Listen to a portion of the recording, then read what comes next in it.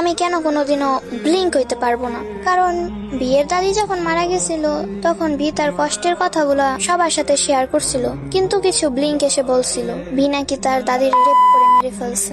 ইয়ংতান যখন মারা গেছিল তখন অনেক ব্লিঙ্ক বলছে বিয়ের অবহেলায় নাকি ইয়ংতান মারা গেছে। জাংকুক যখন তাদের আইডলকে টিকটকে ফলো দিছিল তখন অনেক ব্লিঙ্ক বলছে যে জাংকুকের নাকি কোনো যোগ্যতাই নেই তাদের আইডলরে ফলো দেওয়ার মতো। ভি বাচ্চাদের ভালোবাসে দেখে তখনও সেম কথাটাই বলছে, অনেক ব্লিঙ্ক ভি নাকি বাচ্চাদের রেপ করে। ভি আর জেনি ডেট করছে এই গুজব ছড়ানোর পরে অনেক ব্লিঙ্ক তেয়ংরে বাজে মন্তব্য করছিল। ভি প্রায় 2 বছরের মতো ডিপ্রেশনে ভুগছিল ওই বিষয়টা নিয়ে। আমাদের আইডলদের কুকুর বলে সম্বোধন করে নানাভাবে নানা বাজে কথা ও কটু কথা শোনাইছিল অনেক ব্লিঙ্ক। কথায় কথায় নিজেদের আইডলদের সাথে আমাদের আইডলদের কম্পেয়ার করে আমাদের আইডলদের ছোট করতে চায় ব্লিঙ্ক। আমি জানি সব ব্লিঙ্ক সমান না, কিন্তু আমি কেমনে বলবো এইসব কথা?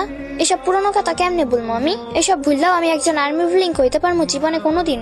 নিজেরাই নানা ধরনের গুজব ছড়াইবে, দেন যখন আমরা কিছু বলবো তখন আমাদের সাথে ঝগড়া করবে আর আমরাই হয়ে যাই টক্সিক। নিজেদের আইডল বিকিনি পরে তার বেলায় কিচ্ছু না, অথচ আমাদের ফ্যান্ডমকে লিঙ্ক ফ্যান্ডম বলে। এত কিছুর পরও আমি একজন আর্মি ব্লিঙ্ক হইতে পারবো জীবনেও? আমি পারবো না ভাই। যেই সব আর্মি ব্লিঙ্করা আছে বিটিএস নিয়ে যদি কোনো ব্লিঙ্ক খারাপ কথা বলে তারা প্রতিবাদ করতে পারে না, তারা ব্লিঙ্কদের কিছু বলে না, কিন্তু বিটিএস আর্মিরা যদি ব্ল্যাক পিঙ্ককে নিয়ে খারাপ কথা বলে তখন যেয়ে তারা ঠিকই প্রতিবাদ করতে পারে। বেশিরভাগ আর্মি ব্লিঙ্কই। আমি পারবো না কোনোদিনও একজন আর্মি ব্লিঙ্ক হইতে। আমি আর্মি আর সারা জীবন আর্মিই থাকবো। আমি কোনোদিন অন্য ফ্যান্ডমে যাইতে পারবো না, আমি অন্য ফ্যান্ডমের সদস্য হইতে পারবো না কোনোদিনও।